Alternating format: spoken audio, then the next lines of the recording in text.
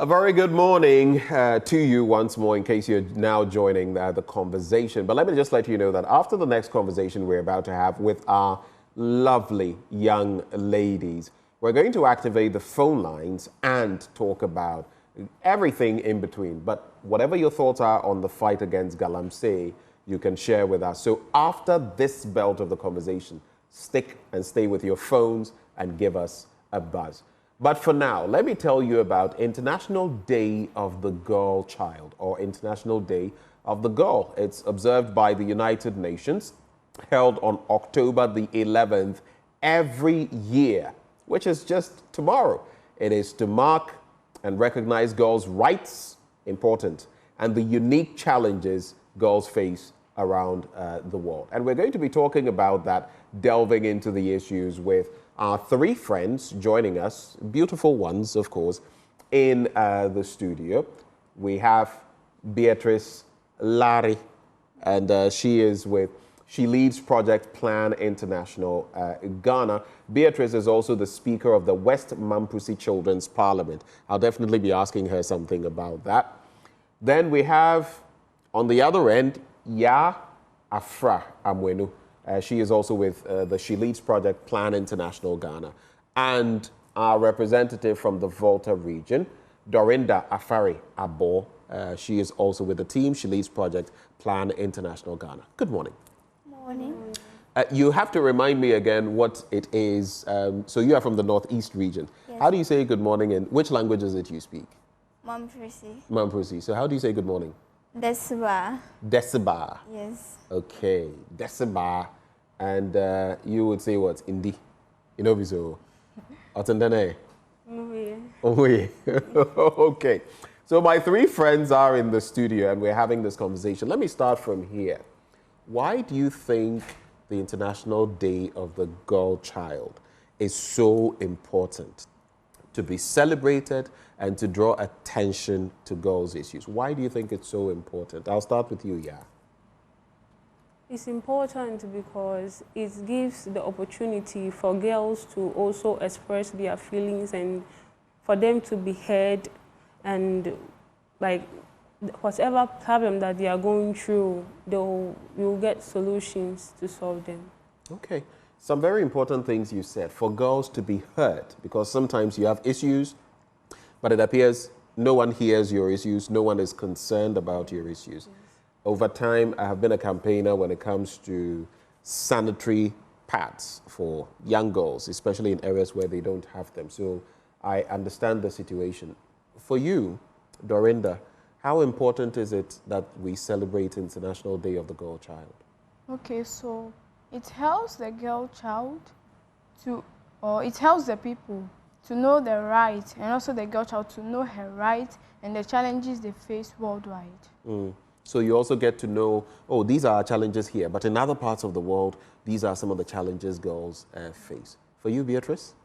I think it's important because it helps girls to take leadership roles as men also do, and encourages them that in the society they are also important. And on that point, especially about leadership roles, you're a member of the West Mamprusi Children's Parliament. What has the experience been like? It has been great. I've been exposed to a lot of things, knowing new things, discovering things every day. Do you think you would want to be a member of parliament in Ghana's parliament in future, maybe someday? No, please. No? Yes. Why? I'm curious. I want to be an engineer, actually. Okay. But I'm just sticking with that for now. It's also my passion, so I want to discover all of it. Okay, you do know you can be an engineer and still, fulfill that aspect of your life and still be in parliament too. You know that? Yes, please. Okay. So we've spoken about the International Day of the Girl Child and why it's important. Which one of you would like to share the theme? I'm sure you're all familiar with this year's theme, right? The celebration. I'll start with you, Beatrice.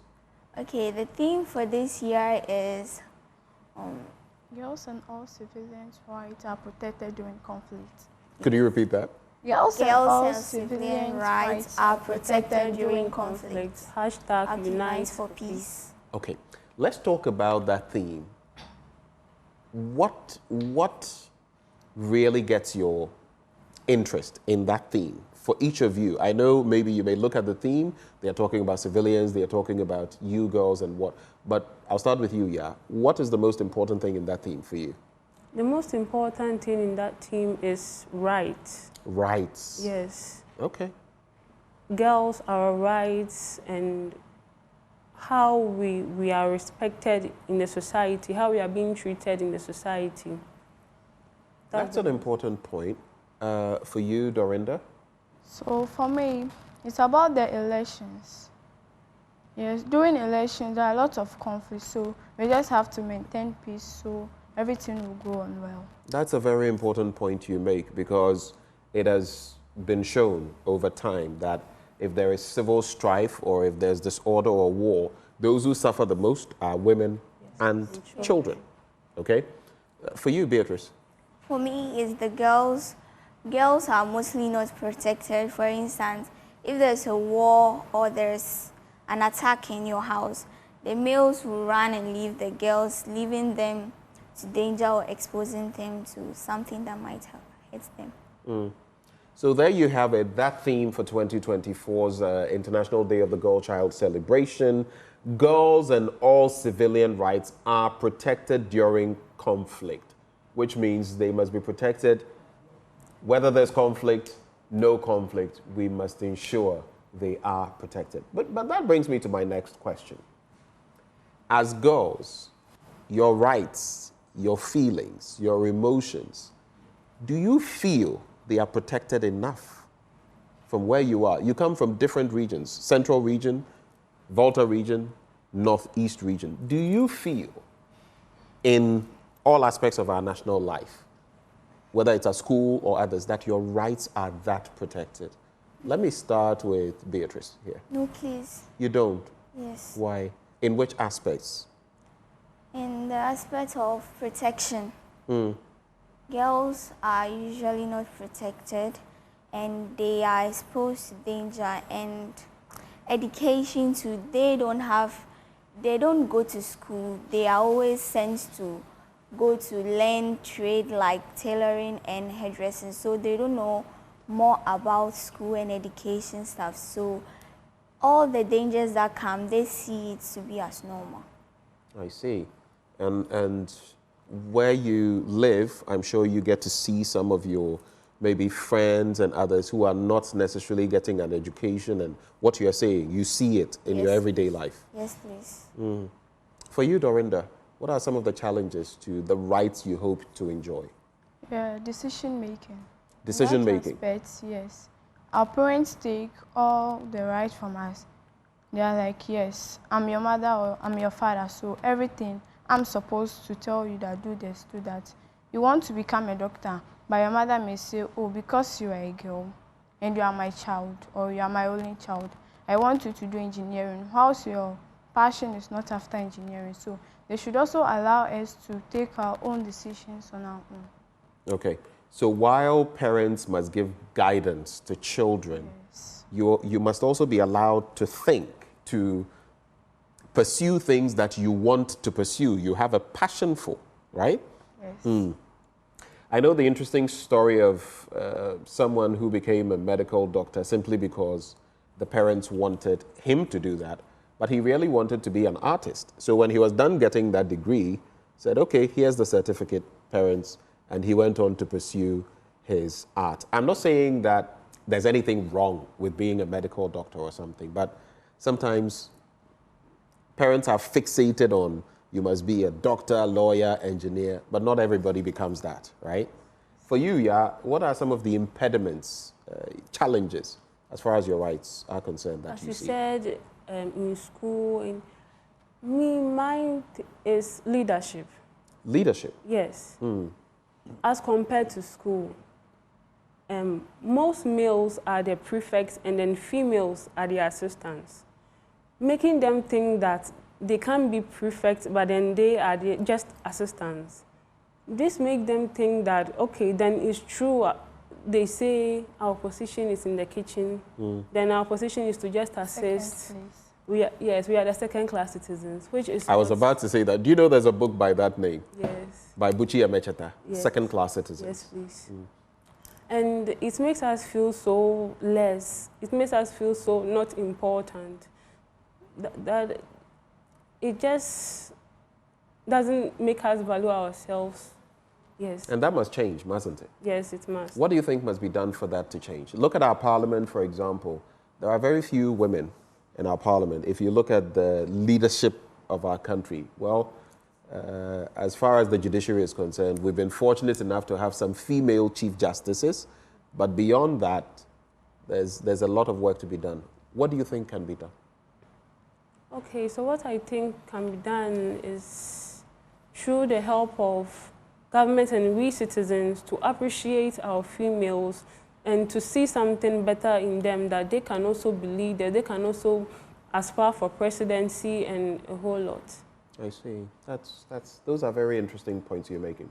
So for the International Day of the Girl Child, which is going to be celebrated tomorrow, what are some of the activities that Plan International Ghana, an outfit you work with, what are some of the activities they are going to be rolling out as far as you know?